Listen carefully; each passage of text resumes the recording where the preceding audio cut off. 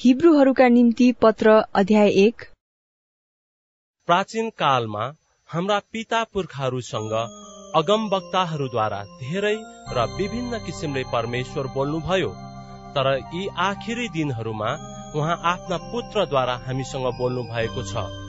पुत्रलाई नै उहाँले सबै कुराका उत्तराधिकारी नियुक्त गर्नुभयो। उहाँद्वारा नै समस्त सृष्टि रच्नु पनि भयो। उहाँ नै परमेश्वरका महिमाको प्रतिबिम्ब र परमेश्वरकै स्वभावको वास्तविक प्रतिरूप हुनुहुन्छ र सम्पूर्ण विश्वलाई आफ्नो शक्तिको वचनले सम्हाल्नुहुन्छ। पापको शुद्धि गर्नु भएपछि महिमित परमेश्वरको दाहिने बाहुलीपट्टि उच्च स्थानमा उहाँ विराजमान हुनुभयो। जसरी उहाँले प्राप्त गर्नु भएको नाउँ स्वर्गदूतहरूका भन्दा उत्तम छ, त्यसरी नै उहाँ तिनीहरू भन्दा अझ उच्च ठहरिनु भएको छ। तिमी मेरा पुत्र हौ, मैले नै आज तिमीलाई जन्माएको छु भनी के कुनै स्वर्गदूतलाई परमेश्वरले कहिले भन्नुभयो? र फेरि म तिनका पिता हुनेछु र तिनी मेरा पुत्र हुनेछन् भनी कुनै स्वर्गदूतलाई कहिल्यै भन्नुभयो? आफ्नो प्रथम जन्मेकालाई संसारमा ल्याउनु हुँदा उहाँ फेरि भन्नुहुन्छ, परमेश्वरका सारा स्वर्गदूतहरूले उहाँलाई नै बुझुन्। स्वर्गदूतका विषयमा उहाँ भन्नुहुन्छ, उहाँले आफ्ना स्वर्गदूतहरूलाई बतास र आफ्ना दासहरूलाई आगोको ज्वाला तुल्याउनुहुन्छ। तर पुत्रको विषयमा चाहिँ उहाँ भन्नुहुन्छ, हे परमेश्वर, तपाईको सिंहासन सदा सर्वदाको निम्ति रहिरहन्छ र न्यायको राजदण्ड तपाईका राज्यको राजदण्ड हो। तपाईले धार्मिकतालाई प्रेम गर्नु भएको छ र अधर्मलाई घृणा गर्नु भएको छ। यसकारण परमेश्वर, तपाईका परमेश्वरले तपाईलाई आफ्ना साथीहरू भन्दा बढ्ता गरेर हर्षको तेलले अभिषेक गर्नु भएको छ। उहाँ फेरि भन्नुहुन्छ, हे परमप्रभु, तपाईले आदिमा पृथ्वीको जग बसाल्नुभयो र आकाशमण्डल तपाईका बाहुलीको काम हो। तिनीहरू त नष्ट हुनेछन्, तर तपाईँ चाहिँ रहिरहनुहुन्छ। तिनीहरू वस्त्र झैं पुरानो भइहाल्नेछन्, खस्टो झैं तपाईले तिनीहरूलाई लपेट्नुहुन्छ। वस्त्र झैं ती फेरिनेछन्, तर तपाईँ एकै नाश हुनुहुन्छ र तपाईका वर्षहरूको अन्त्य कहिले हुने छैन।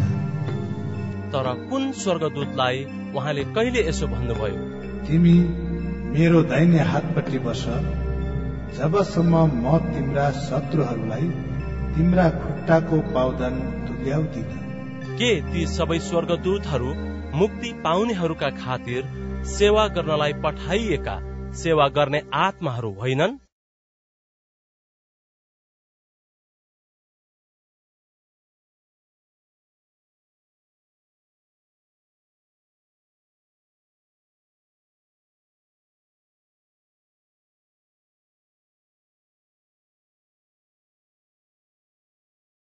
हिब्रू अध्याय 2। यसकारण जे सुनेका छौं त्यसबाट हामीले अझ बढी ध्यान दिनुपर्छ, नत्र त हामी त्यसबाट बहकिएर जानेछौं। यदि स्वर्गदूतहरूले घोषणा गरेको सन्देश अटल रह्यो भने र हरेक अपराध र अनाज्ञाकारिताको निम्ति उचित दण्ड दिइयो भने, तब हामीले यति महान मुक्तिको वास्ता राखेनौं भने हामी कसरी उम्काउला? यो मुक्ति सर्वप्रथम प्रभुबाटै घोषणा गरिएको थियो र उहाँको वचन सुन्नेहरूद्वारा हाम्रो निम्ति पक्का साबित गरियो। परमेश्वरले पनि चिन्हहरू र अचम्मका कामहरू, विभिन्न आश्चर्य कर्महरू र उहाँको आफ्नो इच्छा बमोजिम बाँडिएका पवित्र आत्माका वरदानहरूद्वारा यस कुराको गवाई दिनुभयो। हामीले कुरा गर्दै आएको त्यो आउँदो संसारलाई परमेश्वरले स्वर्गदूतहरूका अधीनमा राख्नु भएन। धर्मशास्त्रको कुनै एक ठाउँमा यसो भनेर गवाई दिइएको छ, मानिस के हो र तपाईँ त्यसको वास्ता राख्नुहुन्छ, अथवा मानिसको छोरो को हो र तपाईँ त्यसको फिक्री गर्नुहुन्छ। तपाईँले तिनलाई अलिमेरको निम्ति स्वर्गदूतहरू भन्दा केही तल होच्याउनु भयो। तपाईँले तिनलाई महिमा र आदरको मुकुट पहिराउनु भएको छ। तपाईँले सब थोक तिनका चरणमुनि राखिदिनु भयो। मानिसको अधीनमा सब थोक राख्नु हुँदा तिनको अधीन बाहिर केही रहन दिनु भएन। तर यस वर्तमान समयमा सथोक मानिसको अधीनमा भएको हामी देख्दैनौं, तर हामी येशूलाई देख्दछौं। उहाँ अलि बेरको निम्ति स्वर्गदूतहरू भन्दा केही तल होच्याइनु भयो। मृत्युका कष्टको कारण महिमा र आदरको मुकुट उहाँलाई पहिराइयो। यस हेतुले कि परमेश्वरको अनुग्रहद्वारा हरेक मानिसको निम्ति उहाँले मृत्युको स्वाद चाखुन्।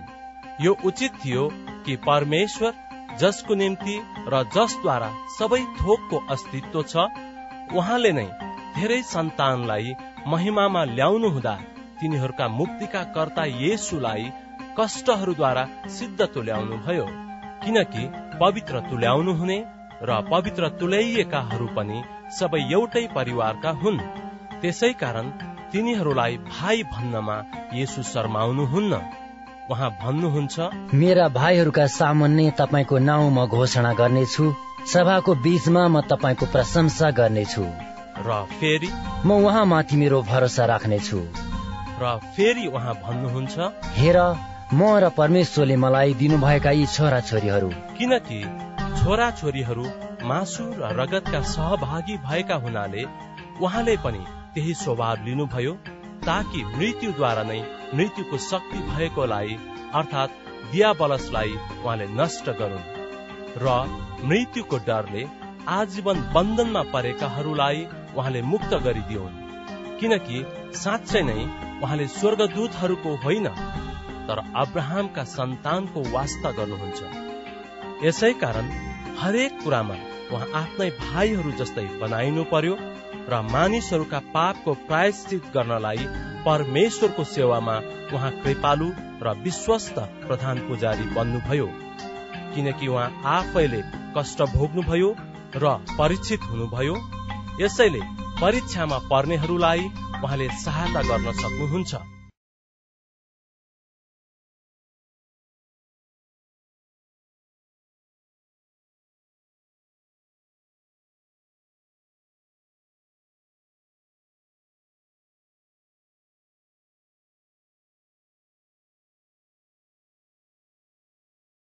हिब्रू अध्याय 3। यस कारण स्वर्गीय बोलावटमा सहभागी भएका पवित्र भाइ हो, हामीले दृढ स्वीकार गरेका प्रेरित तथा प्रधान पुजारी येशूलाई विचार गर। उहाँलाई नियुक्त गर्नुहुने प्रति येशू विश्वस्त हुनुहुन्थ्यो, जसरी मोसा पनि परमेश्वरको परिवारमा विश्वस्त थिए। मोसा भन्दा येशू अझ बढी गौरवशाली ठहरिनुभयो, जसरी घर भन्दा घर बनाउनेको बढी आदर हुन्छ। किनभने हरेक घर कुनै न कुनै मानिसबाट बनाइएको हुन्छ, तर सब थोक बनाउने त परमेश्वर नै हुनुहुन्छ। अब भविष्यमा बोलिने कुराका गवाहीको निम्ति मोसा परमेश्वरका सारा घरानामा दासको रूपमा विश्वस्त थिए, तर ख्रीष्ट चाहिँ परमेश्वरका घरानामा पुत्रको रूपमा विश्वस्त हुनुहुन्थ्यो। यदि हाम्रो आशामा हामीले आफ्नो भरोसा र गौरव अन्त्यसम्म थामी राख्यौं भने हामी उहाँका परिवार हौ। यसकारण पवित्र आत्मा भन्नुहुन्छ, आज तिमीहरूले उहाँको शब्द सुन्यौ भने उजाड स्थानमा परीक्षाको समयमा विद्रोहका दिनमा गरे जस्तो आफ्ना हृदयलाई कठोर नपार। जहाँ तिम्रा पुर्खाहरूले मेरो परीक्षा गरे र 40 वर्षसम्म मेरा कामहरू देखे। यसकारण देश पुस्तासँग म क्रोधित भए र भने, तिनीहरूका हृदय सधैँ बरालिन्छन्, तिनीहरूले मेरा मार्ग चिनेका छैन। यसैले मैले आफ्नो क्रोधमा यसरी शपथ खाए, मेरो विश्राममा तिनीहरू कहिल्यै पस्ने छैन। भाइ हो, होस गर, तिमीहरू मध्ये कसैमा भएको दुष्ट र अविश्वासी हृदयले तिमीहरूलाई जीवित परमेश्वरबाट टाढा नलैजाओस्। जबसम्म आजको दिन भन्ने कुरा छ, तबसम्म एउटाले अर्कोलाई अर्तिदेऊ र पापको छलछामले तिमीहरू कसैको हृदय कठोर नहोस्। यदि हामीले हाम्रो सुरुको भरोसालाई अन्त्यसम्म दृढता साथ थामी राख्यौं भने हामी ख्रीष्टका सहभागी भएका छौं। धर्मशास्त्रले भन्दछ, आजै तिमीहरूले उहाँको शब्द सुन्यौ भने विद्रोहका दिनमा जस्तै गरी आफ्नो हृदय कठोर नपार। सुन्नेहरू को थिए जसले सुनेर पनि विद्रोह गरे?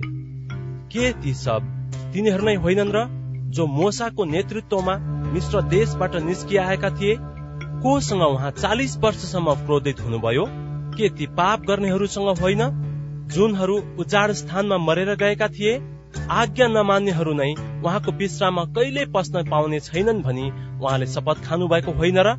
यसैले हामी देख्दछौ अविश्वासको कारणले नै तिनीहरू पस्न सकेनन्।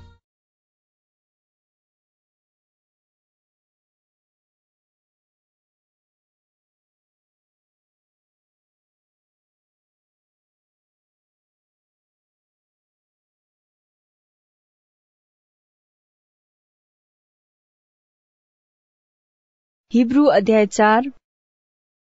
यसकारण परमेश्वरको विश्राममा प्रवेश पाउने प्रतिज्ञा छँदा छँदै हामी होशियार रहौं र तिमीहरू मध्ये कोही पनि त्यस प्रतिज्ञादेखि वञ्चित नहोस्, किनकि हामीलाई पनि तिनीहरूलाई झैं सुसमाचार प्रचार गरिएको हो, तर सुनेको वचनले तिनीहरूलाई केही फाइदा भएन, किनकि सुन्नेहरूले विश्वासपूर्वक यिनलाई ग्रहण गरेनन्। किनकि हामी विश्वास गर्नेहरू चाहिँ त त्यस विश्राममा प्रवेश गर्छौं जसो उहाँले भन्नुभएको छ, यसैले मैले आफ्नो क्रोधमा यसरी शपथ खाएँ, मेरो विश्राममा तिनीहरू कहिल्यै पस्ने छैनन्।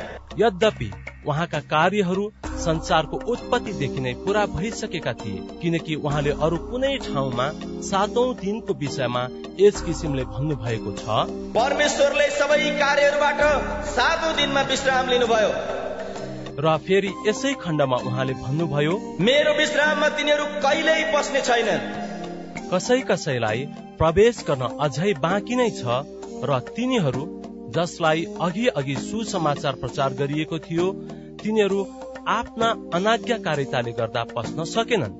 फेरि परमेश्वरले आज भने एक दिन ठहराउनु भएको छ, जब उहाँले धेरै समयपछि दाउदद्वारा अघि भनिएकै कुरा फेरि भन्नुभयो, आज तिमीहरूले उहाँको शब्द सुन्यौ भने तिमीहरूका हृदय कठोर नपार। किनकि यहोशूले तिनीहरूलाई विश्राम दिएका भए त परमेश्वरले पछिबाट अर्को दिनको विषयमा भन्नुहुने थिएन। यसकारण परमेश्वरका जनहरूका निम्ति सबातको विश्राम बाँकी नै छ, किनकि परमेश्वरको विश्राममा प्रवेश गर्ने जो सुकैले पनि आफ्नो परिश्रमदेखि विश्राम गर्छ, जसरी परमेश्वरले आफ्नो परिश्रमदेखि विश्राम लिनुभयो। यसकारण हामी त्यस विश्राममा प्रवेश गर्नलाई प्रयत्न गरौं र त्यस्तै किसिमको अनाज्ञाकारिताद्वारा कोही पनि पतित नहोस्, किनकि परमेश्वरको वचन जीवित र क्रियाशील हुन्छ र कुनै पनि दुई धारे तरवार भन्दा बढी धारिलो हुन्छ। यसले प्राण र आत्मालाई, त्यसका जोर्नी र हाडको गुदीसम्मलाई भाग भाग पारुन्जेल वार पार छेड्ने र हृदयका विचार र इच्छा जाँच्न सक्ने हुन्छ। परमेश्वरको दृष्टिमा सृष्टिको कुनै कुरा छिपेको हुँदैन। उहाँका नजरको सामुन्ने सबै कुरा स्पष्ट र खुला छन्। उहाँलाई नै हामीले लेखा दिनुपर्छ। आकाश छिचोलेर जानु भएका परमेश्वरका पुत्र येशू हाम्रा महान प्रधान पुजारी हुनु भएको हुनाले हामीले पक्कासँग स्वीकार गरेको यो विश्वास थामिराखौं, किनकि हाम्रा प्रधान पुजारी हाम्रो दुर्बलतामा हामीसँग सहानुभूति देखाउन नसक्ने हुनुहुन्न, तर हामी जस्तै उहाँ सबै कुरामा परिचित हुनुभयो र पनि पाप रहित हुनुहुन्थ्यो। यसकारण साहससँग अनुग्रहको सिंहासन नजिक जाउँ र खाँचोको समयमा सहायता पाउनलाई कृपा र अनुग्रह प्राप्त गर्न सकौं।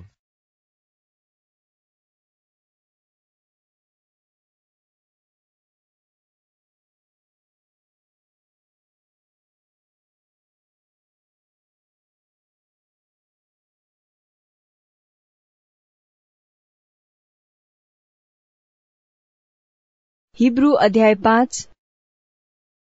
प्रत्येक प्रधान पुजारी मानिसहरू मध्येबाट छानिन्छ र मानिसहरूको पक्षमा पापको निम्ति परमेश्वरमा भेटी र बलिदानहरू चढाउन नियुक्त गरिन्छ।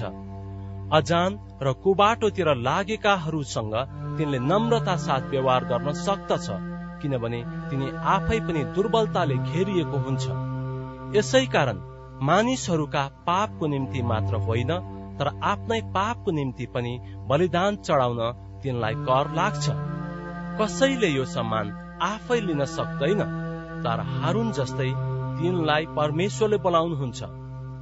ख्रिस्टले पनि प्रधान पुजारी हुन आफैले आफूलाई उच्च पार्नु भएन, तर उहाँलाई यसो भन्नु हुनेबाट नियुक्त हुनुभयो, तिमी मेरा पुत्र हौ, मैले नै आज तिमीलाई जन्माएको छु। अर्को ठाउँमा पनि उहाँ भन्नुहुन्छ, मल्कीसेदेकको दर्जा बमोजिम तिमी सधैँभरिको निम्ति पूजाहारी हौ।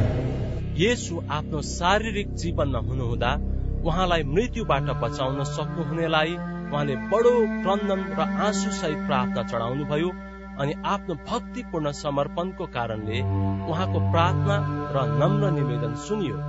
उहाँ पुत्र हुनुहुन्थ्यो तापनि आफूले भोग्नु भएको कष्टद्वारा उहाँले आज्ञा पालन गर्न सिक्नुभयो र सिद्ध तुल्याइएर उहाँको आज्ञा पालन गर्नेहरू सबैका निम्ति उहाँ अनन्त मुक्तिको स्रोत बन्नुभयो। मल्कीसेदेकको दर्जा अनुसार प्रधान पुजारीको पदमा परमेश्वरद्वारा उहाँ नियुक्त हुनुभयो। यस विषयमा हामीलाई भन्नु त धेरै छ, तर बुझाउन गाह्रो छ, किनकि तिमीहरूको सुन्ने शक्ति मन्द भएको छ। किनकि यतिको समयसम्म त तिमीहरू शिक्षक भइसक्नु पर्दथ्यो, तर अझै पनि तिमीहरूलाई कसैले परमेश्वरका वचनको आधारभूत शिक्षाहरू सिकाउनु परेको छ। तिमीहरूलाई खदिलो भोजन होइन, तर दूध चाहिन्छ। दूध मात्र खाएर बाँच्ने मानिस चाहिँ धार्मिकताको वचनमा निपुण हुँदैन, किनकि त्यो बालकै हुन्छ। खदिलो भोजन त परिपक्व मानिसहरूका निम्ति हो। यिनीहरूको मानसिक शक्ति निरन्तर अभ्यासद्वारा असल र खराब छुट्याउन सक्ने भएको हुन्छ।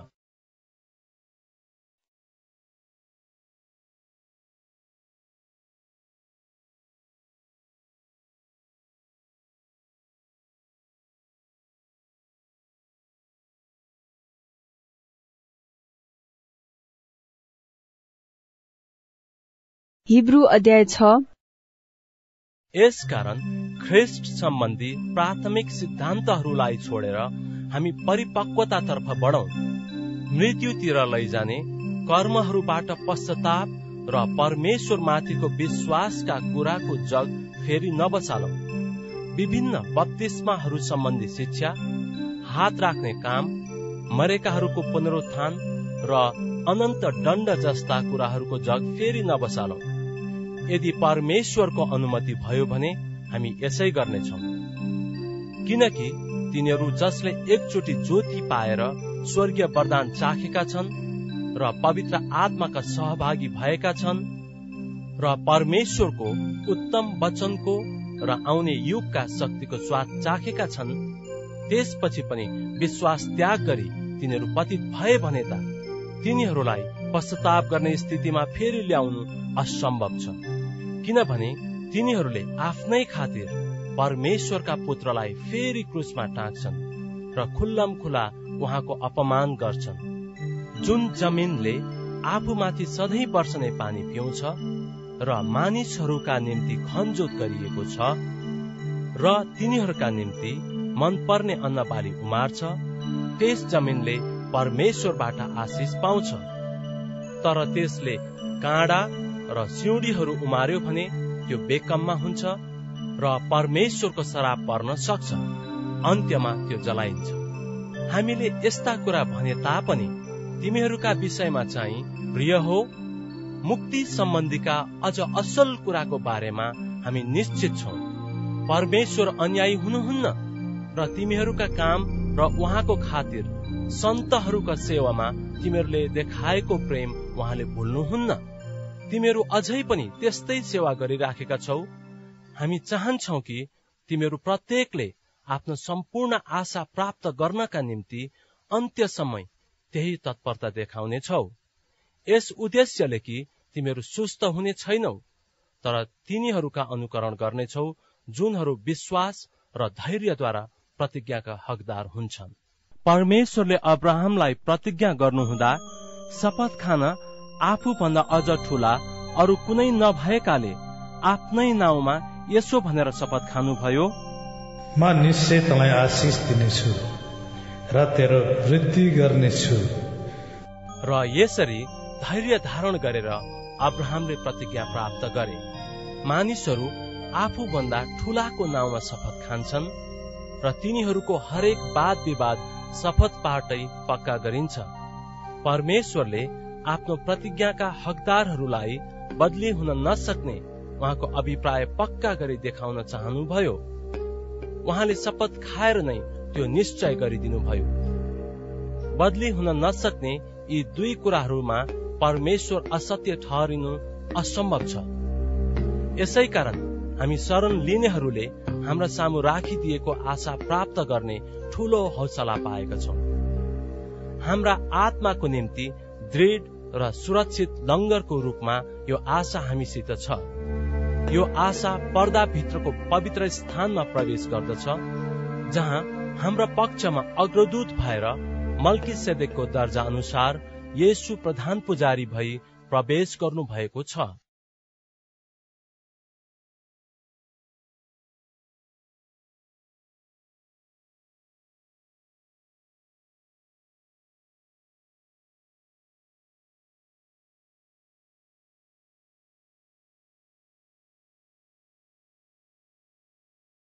हिब्रू अध्याय 7। यिनै मल्कीसेदेक सालेमका राजा र सर्वोच्च परमेश्वरका पुजारी थिए। राजाहरूलाई परास्त गरेर फर्कदा यिनले अब्राहमलाई भेटे र तिनलाई आशीर्वाद दिए। यिनैलाई अब्राहमले सबै थोकको दशांश छुट्याइदिए। यिनको नाउँको अर्थ अनुसार यिनी पहिले धार्मिकताका राजा र त्यसपछि चाहिँ सालेमका राजा हुन्, अर्थात् शान्तिका राजा। बिना पिता, बिना माता, बिना वंशावली, जीवनको आदि र अन्त्य नभएका, तर परमेश्वरका पुत्र स्वरूप यिनी सदाकाल पुजारी भइरहन्छन्। अब विचार गर त, यिनी कस्ता महान पुरुष थिए, जसलाई अब्राहम कुल पिताले पनि विजयमा हासिल गरेका थोकहरूको दशांश दिए। पुजारी पदमा नियुक्त भएका लेवी वंशका मानिसहरूले आफ्नै दाजु भाइहरूबाट दशांश लिने आज्ञा व्यवस्था बमोजिम पाएका थिए। यद्यपि तिनीहरू पनि अब्राहमकै सन्तान थिए, तर लेवीका वंशावलीमा नपर्ने यिनै मानिसले अब्राहमबाट दशांश लिएका हुन् र प्रतिज्ञाहरू पाउनेलाई नै यिनले आशीर्वाद दिएका हुन्। यसमा विवाद गर्ने केही कुरै छैन कि सानाले ठूलाबाट आशीर्वाद पाउँछ। एकातिर मरणशील मानिसहरूले दशांश लिन्छन्, अर्कोतिर सदाकाल जीवित रहन्छ भनी घोषणा गरिएका कुनै एकजनाले सो लिन्छन्। कसैले यो पनि भन्न सक्छ कि दशांश पाउने लेवीले पनि अब्राहमद्वारा नै दशांश दिए, किनभने मल्कीसेदेकले अब्राहमलाई भेट्दा लेवी आफ्ना पिताको शरीर भित्रै थिए। अब यदि लेवीको पुजारी पदद्वारा सिद्धता प्राप्त हुँदो हो त, किनभने यसैको आधारमा मानिसहरूलाई व्यवस्था मिलेको थियो। हारूनको दर्जा बमोजिम नै नभएर फेरि मल्कीसेदेकको दर्जा अनुसार अर्को पुजारी खडा हुनलाई के जरुरत पर्थ्यो? किनकि पुजारी पद बदलिँदा व्यवस्था पनि बदलिनै पर्छ। किनकि जसको विषयमा यी कुराहरू भनिएका हुन्, उहाँ त अर्कै कुलका हुनुहुन्छ, जुन कुलबाट कसैले पनि कहिल्यै वेदीमा सेवा गरेको छैन। किनभने यो प्रष्टै छ कि हाम्रा प्रभु त यहुदाको कुलबाट उत्पन्न हुनुभएको हो। यस कुलको विषयमा पुजारीहरूका सम्बन्धमा मोसाले केही पनि भनेका छैनन्। यदि मल्कीसेदेक जस्तै अर्को पुजारी खडा हुने हो भने त यो कुरा अझ बढी प्रष्ट हुन्छ, जो पुर्ख्यौली सम्बन्धी नियमको आधारमा होइन, तर अविनाशी जीवनका शक्तिको आधारमा पुजारी बनेका छन्। किनकि उहाँको गवाई यो छ, मल्कीसेदेकको दर्जा बमोजिम तिमी सधैँभरिको निम्ति पुजारी हौ। किनभने त्यो पहिलो आज्ञा चाहिँ कमजोर र बेकामको भएको हुनाले खारिज भएको छ, किनकि व्यवस्थाले केही कुरा सिद्ध तुल्याएन र त्यसभन्दा अझ उत्तम आशा दिइएको छ, जसद्वारा हामी परमेश्वरको नजिक पुग्छौं। अनि यो चाहिँ बिना शपथ भएको होइन। अघि पुजारी हुनेहरूले त साँच्ची नै विनाशपद पुजारीको पद लिएका थिए, तर उहाँ चाहिँ शपथ सहित पुजारी बन्नुभयो र उहाँको विषयमा परमेश्वर भन्नुहुन्छ, परमप्रभुले शपथ हाल्नु भएको छ र आफ्नो मन बदल्नुहुने छैन। तिमी सधैँभरिको निम्ति पुजारी हौ। यसैले येशूलाई उत्तम करारको जमानत बनाउँदछ। अघिका पुजारीहरू धेरै संख्यामा थिए, किनकि मृत्युले तिनीहरूलाई कार्यमा लागिरहन दिँदैनथ्यो। तर येशू चाहिँ अनन्त हुनु भएकोले उहाँको पुजारी पद अटल रहन्छ। फलस्वरूप उहाँद्वारा परमेश्वरको नजिक आउनेहरूलाई उहाँले सदैव उद्धार गर्न सक्नुहुन्छ, किनभने तिनीहरूका निम्ति मध्यस्थताको प्रार्थना चढाउन उहाँ सदैव जीवित रहनुहुन्छ। किनकि यो उचित थियो कि हाम्रा लागि यस्ता एकजना प्रधान पुजारी हुनु पर्दछ जो पवित्र, दोषरहित, निष्कलङ्क, पापीहरूबाट अलग र स्वर्ग भन्दा पनि माथि उचालिएका हुनुहुन्छ। अरू प्रधान पुजारीहरूले जस्तै पहिले आफ्नै पापको निम्ति र त्यसपछि मानिसहरूका पापको निम्ति उहाँले दिनहुँ बलिदान चढाइरहनु पर्दैन। आफैलाई अर्पण गरेर उहाँले यो काम सधैँको निम्ति एकैपल्टमा पूरा गरिदिनुभयो, किनकि व्यवस्थाले दुर्बल मानिसहरूलाई प्रधान पुजारी नियुक्त गर्छ, तर सदा सर्वदाको निम्ति सिद्ध तुल्याइनु भएको परमेश्वरका पुत्रलाई व्यवस्था भन्दा पछि आएको शपथको वचनले नियुक्त गर्छ।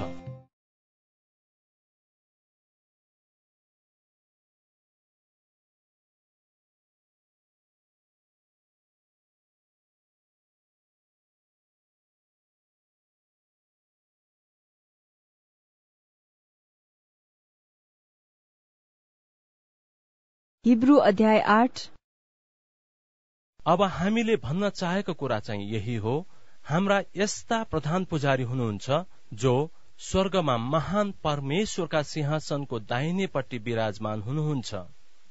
मानिसले होइन, तर परम प्रभुले खडा गर्नुभएको पवित्र स्थान, साँचो पवित्र वासस्थानमा उहाँ सेवक हुनुहुन्छ। किनकि हरेक प्रधान पुजारी भेटी र बलिदान चढाउन नियुक्त भएका हुन्छन्। यसकारण यी प्रधान पुजारीसँग पनि अर्पण गर्ने केही सामग्री हुनु आवश्यक छ। उहाँ यस पृथ्वीमै हुनुहुँदो हो त उहाँ पुजारी हुनुहुने नै थिएन, किनभने व्यवस्था बमोजिम भेटी चढाउने पुजारीहरू त छँदैछन्। तिनीहरूले स्वर्गीय पवित्र स्थानको नकल र छायाको सेवा गर्दछन्, किनकि मोसाले पवित्र वासस्थान बनाउन लाग्दा परमेश्वरको यस्तो आदेश पाएका थिए, पर्वतमा तिमीलाई देखाइदिएको नमुना बमोजिम तिमीले सकथोक बनाउनु। तर यसै पनि ख्रीष्टले प्राप्त गर्नुभएको सेवा त्यत्तिकै बढी श्रेष्ठ छ, जतिको उहाँले मध्यस्थता गर्नुभएको करार पुरानो भन्दा उत्तम छ, किनभने यो करारको जग उत्तम प्रतिज्ञाहरूमा बसालिएको छ। किनभने पहिलो करार खोट रहित भएको भए त दोस्रोको आवश्यकता पर्ने थिएन, किनभने ती मानिसहरूको दोष देखाउँदै उहाँ भन्नुहुन्छ, परमप्रभु भन्नुहुन्छ, ती दिन आउने छन् जब इस्रायलको घरानासँग र यहुदाको घरानासँग म एउटा नयाँ करार स्थापना गर्नेछु। तिनीहरूका पुर्खाहरूसँग मैले बाँधेको करार जस्तै यो हुने छैन। जब मैले तिनीहरूलाई हातमा समातेर मिश्र देशबाट ढोर्याएर ल्याएको थिएँ, परमप्रभु भन्नुहुन्छ, तिनीहरू मेरो करारमा स्थिर भई बसेनन्, यसैले मैले तिनीहरूको वास्ता गरिन। परमप्रभु भन्नुहुन्छ, ती दिनपछि म इस्रायलको घरानासँग यो करार बाँध्नेछु, तिनीहरूका मनमा मेरो व्यवस्था राखिदिनेछु र तिनीहरूका हृदयमा त्यो लेखिदिनेछु र म तिनीहरूका परमेश्वर हुनेछु अनि तिनीहरू मेरा प्रजा हुनेछन्। परमप्रभुलाई चिन भनेर अब उसो कुनै मानिसले आफ्नो छिमेकीलाई वा आफ्ना दाजुभाइलाई सिकाउने छैन, किनकि सानादेखि लिएर ठूलासम्म तिनीहरू सबैले मलाई चिन्नेछन्, किनकि तिनीहरूका अपराधहरू म क्षमा गर्नेछु र तिनीहरूका पाप फेरि कहिले सम्झने छैन। यस करारलाई नयाँ भन्नु भएकोले नै पहिलालाई उहाँले पुरानो तुल्याउनु भयो, र जुन चाहिँ पुरानो भएर थोत्रो हुँदै जान्छ त्यो लोप भएर जानेछ।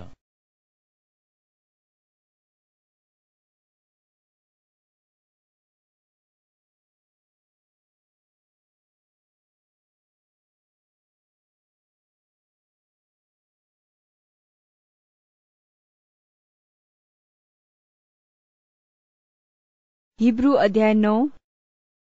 पहिलाको करारमा आराधनाका धर्मविधिहरू र पार्थिव पवित्र स्थान पनि थिए। एउटा पवित्र वासस्थान तयार भएको थियो, जसको पहिलो कोठाभित्र सामदान, टेबल र भेटीका रोटीहरू थिए। यसलाई पवित्र स्थान भनिन्थ्यो। दोस्रो चाहिँ पर्दाभित्र महापवित्र स्थान भनिने कोठा थियो, जसमा सुनको धुपौरो र सुनले मोहरिएको करारको सन्दुक थियो। सन्दुकभित्र मन्ना राखेको सुनको भाँडो, कोपिला लागेको हारूनको लौरो र करारका शिला पाटीहरू थिए। सन्दुकमाथि कृपा आसनमा छाया पारी राख्ने ईश्वरीय महिमाका करूबहरू थिए। तर यी कुराका विषयमा अहिले हामी विस्तार पूर्वक भन्न सक्दैनौं। अब यी कुराहरूको प्रबन्ध गरिसकेपछि पुजारीहरू आफ्ना विधि र कर्तव्य पालन गर्दै निरन्तर बाहिरपट्टिको पवित्र स्थानभित्र प्रवेश गर्थे। तर भित्रपट्टिको कोठामा भने प्रधान पुजारी मात्रै एक्लै वर्षमा एकचोटि जान्छन्, सो पनि रगत नलगी होइन। त्यो रगत उनले आफ्नो निम्ति र मानिसहरूका पापको निम्ति चढाउँछन्। यसैबाट पवित्र आत्मा देखाउनुहुन्छ कि जबसम्म बाहिरपट्टिको पवित्र स्थान रहिरहन्छ, तबसम्म महापवित्र स्थानभित्र जाने बाटो खुल्ने छैन। यो त अहिले वर्तमान समयको निम्ति एक दृष्टान्त हो। यसले यही देखाउँछ कि चढाएका भेटी र बलिहरूले आराधकको विवेकलाई शुद्ध तुल्याउन सक्दैनन्। ती केवल खाने, पिउने र विभिन्न विधिका स्नानहरू मात्र हुन्, अर्थात् शारीरिक धर्म विधिहरू हुन्, जुनहरू सुधारको समय नआउन्जेल स्थापना गरिएका थिए। जब ख्रिस्ट अघिबाटै आइसकेका असल कुराहरूका प्रधान पुजारी भएर आउनुभयो, उहाँ अझ महान र सिद्ध पवित्र वासस्थानद्वारा जानुभयो, जो हातले बनेको होइन, अर्थात् यस सृष्टिको अंग होइन, बोका र बाछाहरूको रगतले होइन, तर आफ्नै रगतद्वारा अनन्त उद्धार प्राप्त गरिदिएर सधैँको निम्ति एकैपल्ट महापवित्र स्थानभित्र उहाँ प्रवेश गर्नुभयो। बोका र साँडेहरूको रगत र कोरलीको खरानी अशुद्ध मानिसहरूमाथि छर्कदा तिनीहरूको शरीर शुद्ध हुन्छ भने ख्रिस्टको रगतले त झन कति बढी गरी तिमीहरूका विवेकलाई मरेका कामहरूबाट शुद्ध पार्नेछ, ताकि तिमीहरू जीवित परमेश्वरको सेवा गर्न सक। किनकि उहाँले अनन्त आत्माद्वारा आफैलाई निष्कोट बलिको रूपमा परमेश्वरलाई अर्पण गर्नुभयो। यसै कारण उहाँ नयाँ करारका मध्यस्थ हुनुहुन्छ, यस हेतुले कि बोलावट भएकाहरूले प्रतिज्ञा गरिएको अनन्त उत्तराधिकार प्राप्त गरून्। किनकि एकजनाको मृत्युको मोल भइसकेको छ, जसद्वारा पहिलो करारको समयमा भएका अपराधहरूबाट उद्धार पाइन्छ। किनकि जहाँ इच्छा पत्रको प्रश्न छ, त्यहाँ इच्छा पत्र लेख्नेको मृत्यु भएको प्रमाणित हुनु पर्दछ। उसको मृत्यु भएपछि मात्र इच्छा पत्र पक्का हुन्छ, किनकि इच्छा पत्र दिने बाँचुन्जेल त्यो पक्का ठहर्दैन। यसकारण पहिलो करार पनि रगत बिना पक्का हुन सकेन। जब मोसाले व्यवस्थाको हरेक आज्ञा मानिसहरूलाई सुनाइसके, तब उनले बाछा र बोकाहरूको रगत, पानी, रातो ऊन र हिस्सपका स्याउला सहित व्यवस्थाको पुस्तकमाथि र सबै मानिसहरूमाथि छर्के। अनि उनले यसो भने, परमेश्वरले तिमीहरूलाई आज्ञा गर्नुभएको करारको रगत यही हो। यसै गरी उनले पवित्र वासस्थानमाथि र आराधनामा चलाइने सबै भाँडाहरूमाथि त्यसै किसिमले रगत छर्के। वास्तवमा व्यवस्था अनुसार रगतले प्राय सब थोक शुद्ध पार्दछ र रगत नबगाइकन पापको क्षमा हुनै सक्दैन। यदि स्वर्गीय कुराहरूका नमुनालाई शुद्ध पार्न यी विधिहरू चाहिए भने स्वर्गकै कुराहरूलाई शुद्ध पार्नु त अझ उत्तम बलिको आवश्यकता पर्यो। ख्रिस्ट हातले बनाएको पवित्र स्थानभित्र प्रवेश गर्नु भएन, जो चाहिँ साँचो पवित्र स्थानको नकल मात्र हो, तर उहाँ स्वर्गभित्रै प्रवेश गर्नुभयो र उहाँ हाम्रो पक्षमा परमेश्वरको सामु उपस्थित हुनु भएको छ। येशू आफैलाई बारम्बार बलि चढाउन स्वयं बस्नु भएको होइन, जसरी प्रधान पुजारी सालिन्दा आफ्नै रगत होइन तर अर्काको रगत लिएर महापवित्र स्थानभित्र प्रवेश गर्ने गर्दछन्। नत्रता संसारको उत्पत्तिदेखि नै उहाँले बारम्बार दुःख भोग्नु पर्ने थियो। तर यस युगको अन्त्यमा आफ्नै बलिद्वारा पाप हटाउनलाई उहाँ सधैँको निम्ति एकैपल्ट प्रकट हुनु भएको छ। जसरी मानिसको निम्ति एक पटक मर्नु निश्चित छ र त्यसपछि इन्साफ, त्यसरी ख्रिस्ट पनि धेरै जनाका पाप बोक्नलाई एकैपल्ट बलि हुनुभयो र उहाँ दोस्रो पल्ट देखा पर्नुहुनेछ, पाप बोक्नका निम्ति होइन तर उत्सुकतापूर्वक उहाँको प्रतीक्षा गर्नेहरूका उद्धारको निम्ति।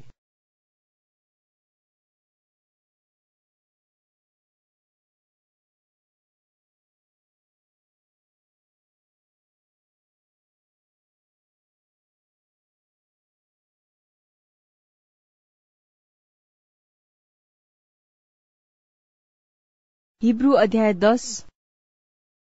किनभने व्यवस्था अब आउने उत्तम कुराहरूको खास रूप होइन तर तिनको छाया मात्र हो। यसकारण सालिँदै नित्य चढाइने त्यही किसिमका बलिहरूद्वारा नजिक आउनेहरूलाई यसले सिद्ध पार्न सक्दैन। नत्रता बलि चढाउने काम रोकिने थिएन र? किनकि आराधकहरू एकै खेपमा शुद्ध पारिने भए तिनीहरूमा त्यसपछि पापको चेतना हुने थिएन। तर ती बलिदानहरूले सालिन्दा पापको सम्झना गराउँछन्, किनकि साँडे र बोकाहरूको रगतले पाप हरण गर्न असम्भव छ। यसकारण संसारमा आउनु हुँदा ख्रिस्टले भन्नुभयो, बलि र भेटीहरू तपाईले चाहनु भएन, तर तपाईले मेरो निम्ति एउटा शरीर तयार पार्नु भएको छ। होम बलि र पाप बलिहरूमा तपाईँ प्रसन्न हुनुहुन्न। तब मैले भने, हेर्नुहोस् हे परमेश्वर, पुस्तकको मुठोमा मेरो बारेमा लेखिए जस्तै तपाईकै इच्छा पूरा गर्न म आएको छु। पहिले उहाँले भन्नुभयो, बलि र भेटीहरू, होम बलि र पाप बलिहरू तपाईले चाहनु भएन, तपाई तिनीहरूमा प्रसन्न हुनु भएन। यी त व्यवस्था बमोजिम चढाइन्छन्। अनि पछिबाट भन्नुभयो, हेर्नुहोस् तपाईकै इच्छा पूरा गर्न म आएको छु। दोस्रोलाई स्थापित गर्न पहिलो चाहिँ उहाँले खारिज गर्नुहुन्छ। त्यही इच्छाबाट येशू ख्रिस्टका शरीरको बलिद्वारा सदाको निम्ति हामी पवित्र बनाइएका छौं। हरेक पुजारी एकै किसिमको बलि बारम्बार चढाउँदै प्रतिदिन सेवामा खडा रहन्छ, जुन बलिले कहिले पाप हरण गर्न सक्दैन। तर ख्रिस्टले त पापहरूका निम्ति सदाको लागि एउटै बलिदान चढाउनु भयो अनि उहाँ परमेश्वरको दाहिने बाहुलीतर्फ विराजमान हुनुभयो र उहाँका शत्रुहरू उहाँको पाउदान नहुन्जेल उहाँ पर्खिरहनुहुन्छ। किनकि एउटै बलिद्वारा जो पवित्र तुल्याइँदैछन् तिनीहरूलाई उहाँले सदाको निम्ति सिद्ध बनाउनु भएको छ। पवित्र आत्माले पनि हामीलाई गवाही दिनुहुन्छ। पहिला उहाँ भन्नुहुन्छ, ती दिनपछि तिनीहरूसँग बाँध्ने मेरो करार यही हो, परमप्रभु भन्नुहुन्छ। तिनीहरूका हृदयमा म मेरो व्यवस्था राखिदिनेछु र तिनीहरूका मनमा पनि म त्यो लेखिदिनेछु। तब उहाँ भन्नुहुन्छ, तिनीहरूका पाप र तिनीहरूका दुष्कर्महरू म फेरि सम्झने छैन। अब जहाँ यी सबैको क्षमा हुन्छ त्यहाँ अब फेरि पापको निम्ति कुनै बलि छैन। यसकारण भाइ हो, येशूको रगतद्वारा महापवित्र स्थानमा प्रवेश गर्ने साहस हामीलाई हुन्छ। हाम्रा निम्ति एउटा नयाँ र जीवित मार्ग उहाँले खोलिदिनु भयो, जसको कारण पर्दाद्वारा अर्थात् उहाँको शरीरद्वारा भएर हामी भित्र पस्न सक्छौं। परमेश्वरको घरानामा हाम्रा एकजना महान पुजारी हुनु भएको हुनाले हाम्रा हृदय खराब विवेकबाट छर्कोद्वारा चोख्याइएर र शुद्ध पानीले हाम्रो शरीरलाई धोएर साँचो हृदयले विश्वासको सम्पूर्ण भरोसामा हामी परमेश्वरको समीप जाउँ। हामीले दृढ स्वीकार गरेको आशालाई दोधार नभइकन दरिलोसँग थामी राखौं, किनकि जसले प्रतिज्ञा गर्नुभयो उहाँ विश्वास योग्य हुनुहुन्छ। हामी एउटाले अर्कालाई प्रेम र असल कामको निम्ति कसरी उत्साहित गराउने त्यस कुरामाथि विचार गरौं। कतिजनाको संगतिमा नजाने बानी हुन्छ, तर हामी चाहिँ एकसाथ भेला हुन नछोडौं। तर प्रभुको दिन नजिक आइरहेको तिमीहरूले देखेका हुनाले एउटाले अर्कालाई झन् प्रोत्साहन देऊ, किनकि यदि सत्यताको ज्ञान पाएर पनि हामीले जानी जानी पाप गर्यौं भने पापको निम्ति अब उसो अरू कुनै बलिदान रहँदैन, तर इन्साफको डरलाग्दो प्रतीक्षा र विरोधीहरूलाई भस्म गर्ने क्रोधको अग्नि मात्र रहनेछ। मूसाको व्यवस्थालाई उल्लङ्घन गर्ने मानिस 2 वा 3 साक्षीहरूका गवाहीमा दया बिना मर्नुपर्छ। तिमीहरू आफै विचार गर, परमेश्वरका पुत्रलाई खुट्टा मुनि कुल्चने, आफूलाई पवित्र तुल्याएको करारको रगतलाई अपवित्र बनाउने र अनुग्रहका आत्मालाई अपमान गर्ने चाहिँ झन कति बढी कडा दण्डको योग्य ठहरिनेछ।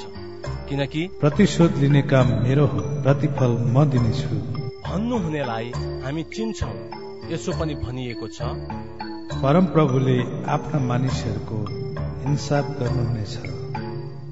जीवित परमेश्वरको हातमा पर्नु डरलाग्दो कुरो हो। ती अघिका दिनहरूलाई सम्झ। त्यस बेला प्रकाश पाएपछि तिमीहरू कष्ट सहित कठोर संघर्षमा स्थिर रहेका थियौ।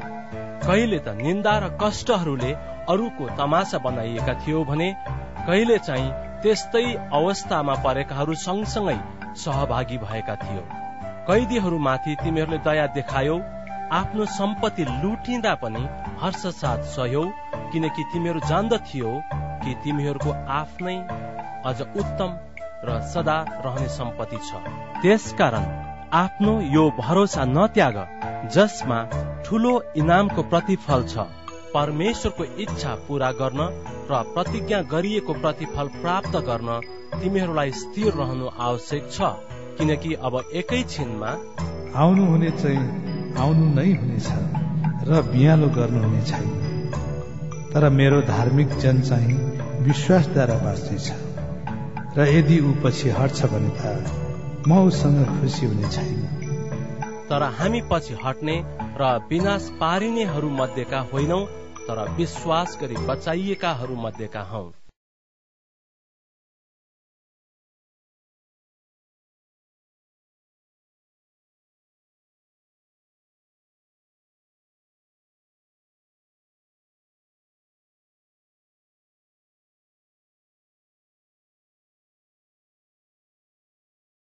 हिब्रू अध्याय 11। अब विश्वास चाहिँ आशा राखिएका कुराको निश्चय र नदेखिएका कुराको दृढ भरोसा हो, किनकि यसै विश्वासद्वारा प्राचीन मानिसहरूलाई परमेश्वरले ग्रहण गर्नुभयो। विश्वासद्वारा हामी बुझ्दछौं कि सारा विश्व परमेश्वरको वचनद्वारा सृष्टि भयो र जो दृश्य छ त्यो अदृश्य कुराबाट बन्यो। विश्वासद्वारा हाबिलले परमेश्वरलाई कैनले भन्दा अझ ग्रहण योग्य बलि चढाए र त्यसद्वारा नै हाबिल धर्मी ठहरिए। तिनको बलि स्वीकार गरेर परमेश्वरले आफ्नो सम्मति जनाउनु भयो। तिनी मरे तापनि विश्वासद्वारा नै तिनी अझै बोलिरहेका छन्। विश्वासद्वारा मृत्यु नचाखी हनोक स्वर्गमा उठाइ लगिए र तिनी कतै फेला परेनन्, किनकि परमेश्वरले तिनलाई लानु भएको थियो। तिनी उठाइ लगिनु भन्दा अघि परमेश्वरलाई तिनले प्रसन्न पारेका कुराको पुष्टि भएको थियो। विश्वास बिना परमेश्वरलाई प्रसन्न पार्नु असम्भव छ, किनकि जो परमेश्वरको नजिक आउँछ त्यसले परमेश्वर हुनुहुन्छ र उहाँलाई खोज्नेहरूलाई उहाँले प्रतिफल दिनुहुन्छ भन्ने पक्का विश्वास गर्नुपर्छ। विश्वासद्वारा नोआले त्यति बेलासम्म अदेख रहेका घटनाका बारेमा परमेश्वरबाट चेतावनी पाएर भक्ति साथ आफ्नो घरानालाई बचाउन एउटा जहाज बनाए। यसरी संसारलाई दोषी ठहराएर विश्वासद्वारा उनी आउने धार्मिकताका उत्तराधिकारी भए। विश्वासद्वारा अब्राहमले आज्ञा पालन गरे र जाऊ भनेको ठाउँतिर गए, जुन ठाउँ उत्तराधिकारको रूपमा उनले पछि पाउने थिए। यद्यपि उनी कतातिर गइरहेका थिए त्यो उनलाई थाहा थिएन।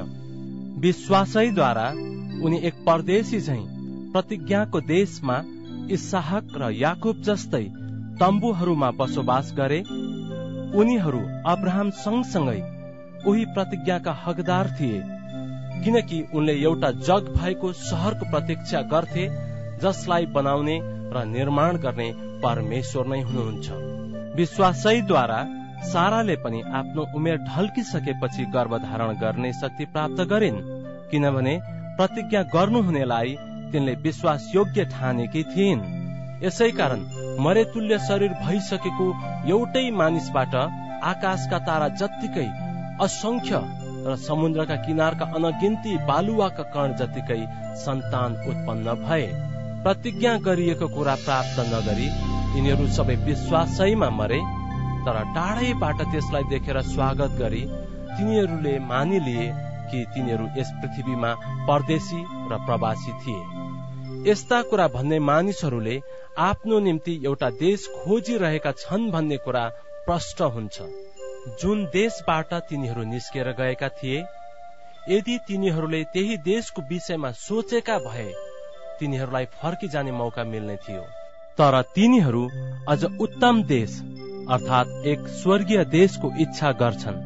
यसै कारण परमेश्वर तिनीहरूका परमेश्वर भनी पुकारिनु शर्माउनुहुन्न, किनभने उहाँले तिनीहरूका निम्ति एउटा शहर तयार पारिदिनु भएको छ। विश्वासद्वारा आफ्नो परीक्षा हुँदा अब्राहमले इसहाकलाई बलि चढाए। उनले प्रतिज्ञाहरू पाएका थिए तापनि आफ्नो एउटै छोराको बलि चढाउन उनी तयार भए। यिनकै विषयमा यसो भनिएको थियो, इसहाकद्वारा नै तेरो सन्तानको नाउँ रहनेछ। परमेश्वरले मानिसहरूलाई मरेकोबाट पनि फेरि जीवित पार्न सक्नुहुन्छ भन्ने कुरा अब्राहमले सोचे र भनौं भने उनले इसहाकलाई फिर्ता पाए। विश्वासद्वारा इसहाकले याकूब र एसावलाई तिनीहरूका भविष्यको बारेमा आशीर्वाद दिए। विश्वासद्वारा मर्ने बेलामा याकूबले आफ्नो लौरोको टुप्पामा घोप्टो परेर परमेश्वरको आराधना गरे र योसेफको प्रत्येक छोरालाई आशीर्वाद दिए। विश्वासद्वारा योसेफले आफ्नो जीवनको अन्त्यतिर इस्राएलीहरूका प्रस्थानको विषयमा उल्लेख गरे र उनका अस्थिको विषयमा आदेश दिए। मोसा जन्मदा तिनका आमा बाबुले तिनलाई सुन्दर देखे र विश्वासद्वारा 3 महिनासम्म तिनलाई लुकाइराखे र राजाका हुकुमको तिनीहरूले डरै मानेनन्। जवान भएपछि विश्वासद्वारा मोसाले फारोकी छोरीका छोरा कहलाइन इन्कार गरे। पापको क्षणिक सुख भोग्नु भन्दा बरु परमेश्वरका मानिसहरूसँग थिचो मिचोमा पर्न तिनले रोजे। मिश्र देशको धन दौलत भन्दा ख्रिस्टको निम्ति निन्दित हुन तिनले मूल्यवान सम्पत्ति ठाने, किनभने तिनले आफ्नो दृष्टि इनामतिर लाएका थिए। राजाको क्रोधसँग नडराएर विश्वासद्वारा तिनले मिश्र देश छोडे, किनकि अदृश्य हुनुहुनेलाई देखे जै गरी तिनी स्थिर रहे। ज्येष्ठलाई नाश गर्नेले तिनीहरूलाई छुन नपाउन् भनेर तिनले विश्वासद्वारा निस्तार चाडको विधि पालन गरे र रगत छर्के। विश्वासद्वारा ओभानो भूमिमा झै गरी हिँडेर तिनीहरूले लाल समुद्र पार गरे, जुन कुरो मिश्रीहरूले प्रयत्न गर्दा डुबेर मरे। 7 दिनसम्म परिक्रमा गरेपछि विश्वासैबाट एरियोका पर्खालहरू ढले। जासुसहरूलाई राम्रो स्वागत गरेकी हुनाले अनाज्ञाकारीहरूका साथमा राहाब वेश्या नाश भइनन्। अरू बढी म के भनौं, किनकि गिदोन, बाराक, सिमसोन, इप्ताको बारेमा र दाउद, समुएल र अगमवक्ताहरूको विषयमा भनिरहन मलाई समय छैन, जसले विश्वासद्वारा राज्यहरू कब्जा गरे, न्याय स्थापना गरे, प्रतिज्ञाहरू हासिल गरे, सिंहका मुखहरू थुनिदिए, आगोको ज्वालाहरू निभाए, तरवारका धारबाट उम्के, कमजोरीबाट बलिया भए, युद्धमा वीर भए, विदेशीहरूका फौजलाई भगाए। स्त्रीहरूले आफ्ना मरेकाहरूलाई पुनरुत्थानद्वारा जीवित पाए। अरूहरूले मृत्युपछि अझ उत्तम जीवन प्राप्त गर्नलाई छुटकारा इन्कार गरेर बरु शास्ति भोगे। अरूहरूले गिल्ला, कोर्राबाजी, बन्धन र कैद पनि भोग्नु पर्यो। तिनीहरूलाई ढुङ्गाले हाने, तिनीहरू करौतीले चिरिए, तिनीहरू तरवारले मारिए। भेडा र बाख्राका छालाहरू लाएर कंगाल भई क्लेश र दुःख पाएर तिनीहरू यताउता डुली हिँडे। संसार तिनीहरूको निम्ति योग्यको थिएन। मरुभूमि, पहाडहरू, गुफाहरू र पृथ्वीका ओडारहरू हुँदो तिनीहरूलाई घुमी हिँड्नु पर्यो। तिनीहरू सबैले आफ्ना विश्वासको निम्ति ठूलो प्रशंसा पाए तर प्रतिज्ञा गरिएका कुरा चाहिँ पाएनन्।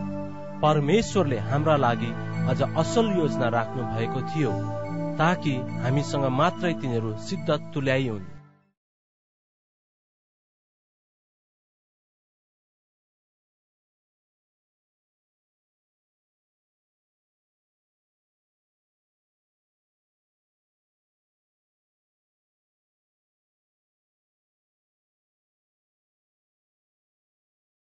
हिब्रू अध्याय 12।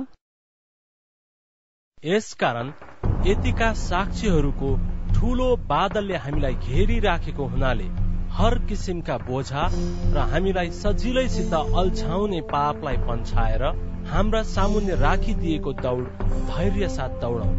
हाम्रा विश्वास सुरु गर्नुहुने र पूरा गर्नुहुने येशूलाई हेरौं, जसले उहाँको सामुन्ने राखिदिएका आनन्दको निम्ति अपमानलाई केही जस्तो नठानी क्रुसको कष्ट भोग्नुभयो र परमेश्वरको सिंहासनको दाहिनेपट्टि विराजमान हुनुहुन्छ। पापीहरूबाट उहाँको विरुद्धमा भएका यतिका विवादहरू सहनुहुनेलाई विचार गर र तिमीहरू शिथिल नहो अनि हरेस नखाओ। पापको विरुद्धमा तिमीहरूले गरेका संघर्षमा रगत बगाउनु पर्ने अवस्थासम्म तिमीहरू पुगेका छैनौ। के तिमीहरूले अर्तीका ती वचन भुलेका छौ जसले तिमीहरूलाई पुत्रहरू भनी सम्बोधन गरेको छ? हे मेरो पुत्र, परमप्रभुको ताडनालाई हलुका नसम्झ, उहाँबाटको दण्डमा हरेस नखाऊ, किनभने जसलाई परमप्रभुले प्रेम गर्नुहुन्छ त्यसैलाई ताडना दिनुहुन्छ र आफूले ग्रहण गर्नुभएको हरेक छोरालाई उहाँले दण्ड दिनुहुन्छ। ताडनाको निम्ति नै तिमीहरू कष्ट सहन्छौ। परमेश्वरले तिमीहरूसँग छोरालाई झैं व्यवहार गर्नुहुन्छ, किनकि बाबुले ताडना नदिएको कुन चाहिँ छोरा हुन्छ र? तर यदि सबैजना सहभागी भएको त्यो ताडना तिमीहरूले पाएका छैनौ भने त तिमीहरू आफ्ना बाबुका खास छोराहरू होइनौ, तर व्यभिचारमा जन्मेका छोराहरू हौ। यस बाहेक हामीलाई ताडना दिने हाम्रा शारीरिक बाबु थिए र हामीले तिनको आदर गर्यौं। के झन् बढी हाम्रा आत्माका पिताको अधीनमा बसेर हामीले जीवन प्राप्त गर्दैनौ र? किनकि तिनीहरूले असल ठाने बमोजिम केही दिन हामीलाई ताडना दिए, तर हामी उहाँका पवित्रताको सहभागी हुन सकौं भनेर हाम्रो फाइदाको निम्ति उहाँले ताडना दिनुहुन्छ। सबै ताडना सुरुमा सुखद हुँदैन तर दुःखदायी हुन्छ, तर ताडनाद्वारा तालिम पाएकाहरूका लागि यसले पछि धार्मिकताको शान्तिपूर्ण फल उत्पन्न गराउँछ। यसकारण लत्रेका हातहरू उठाओ र दुर्बल घुँडाहरू बलिया बनाओ। तिमीहरू हिँड्ने बाटो सोझो बनाओ, ताकि लङ्गडो गोडा नखुस्कोस् तर निको होस्।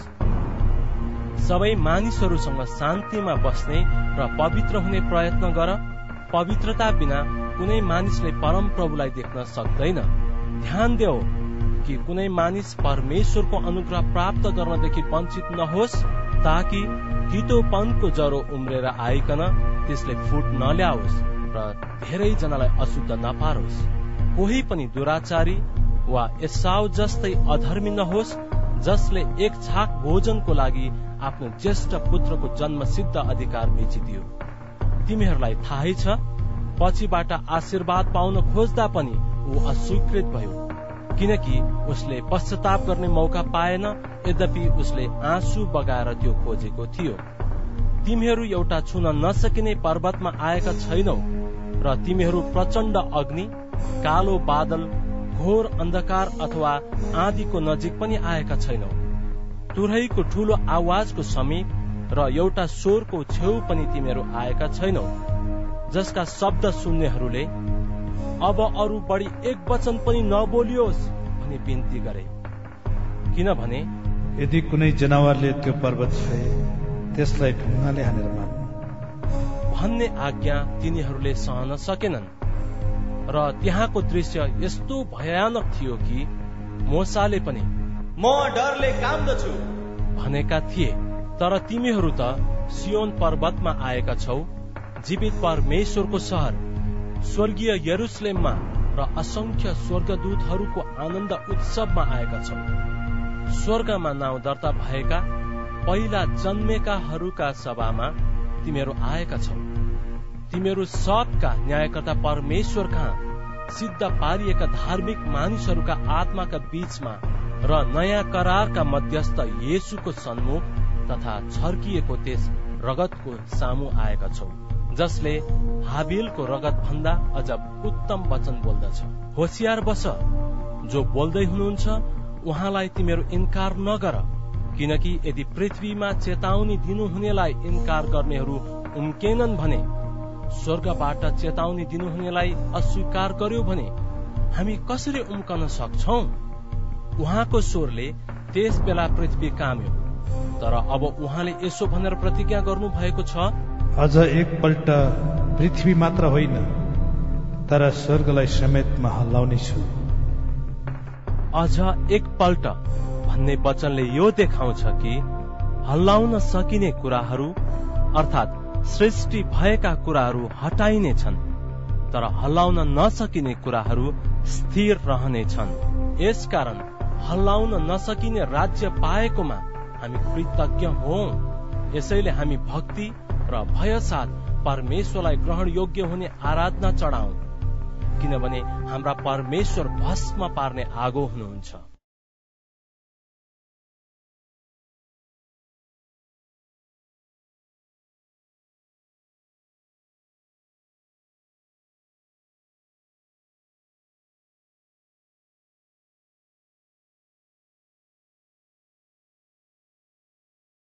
हिब्रू अध्याय 13। भातृप्रेम बनिरहोस्, परदेशीहरूको अतिथि सत्कार गर्न नबिर्स, किनकि यसरी नै कसैले थाहै नपाई स्वर्गदूतहरूको सत्कार गरेका छन्।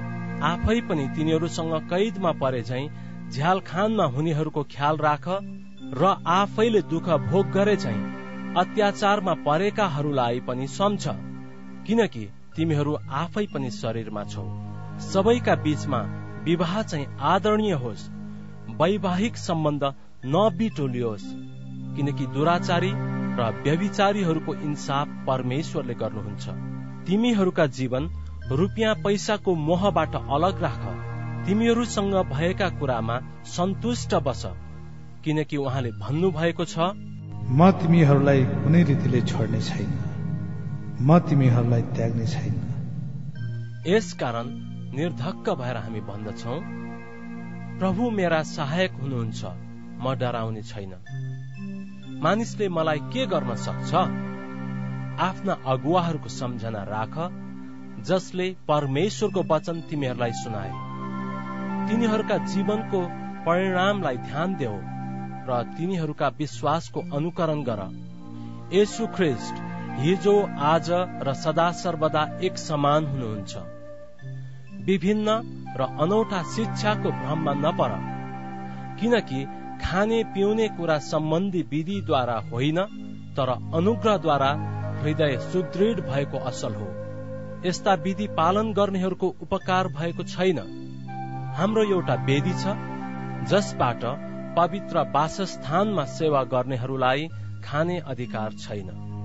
प्रधान पुजारीले पाप बलिको निम्ति जनावरको रगत महापवित्र स्थानमा ल्याउँछन्, तर तिनका शरीर चाहिँ छाउनी बाहिर लगेर जलाइन्छन्। यसकारण येशूले पनि उहाँको आफ्नै रगतद्वारा मानिसहरूलाई पवित्र गराउन ढोका बाहिर कष्ट भोग्नुभयो। यसै कारण हामी पनि छाउनी बाहिर उहाँ कहाँ जाउँ र उहाँले सहनु भएको बेइज्जत हामी पनि सहौं, किनकि हाम्रो यहाँ रहिरहने सहर छैन, तर आउने चाहिँ सहरको हामी प्रतीक्षा गर्दछौं। यसकारण परमेश्वरलाई येशूद्वारा प्रशंसाको बलि निरन्तर चढाउँ। यो प्रशंसा उहाँको नाउँ स्वीकार गर्ने ओठको फल हो। भलाइ गर्न र आफूसँग भएका कुरा बाँडचुँड गर्न नभुल, किनकि यस्तै बलिहरूमा परमेश्वर प्रसन्न हुनुहुन्छ। तिमीहरूका अगुवाहरूको आज्ञा पालन गर र तिनीहरूका अधीनमा बस, किनकि लेखा दिनुपर्छ भन्ने कुरा जानेर नै तिनीहरूले तिमीहरूका प्राणको हेरचाह गर्छन्। यो काम तिनीहरूले आनन्द साथ गरून्, दुःख मानेर होइन, नत्र त्यसबाट तिमीहरूलाई कुनै लाभ हुँदैन। हाम्रो निम्ति प्रार्थना गर हामीलाई निश्चय छ कि हाम्रो विवेक स्वच्छ छ र सबै कुरा इमानदारी साथ गर्ने हाम्रो अभिलाषा छ।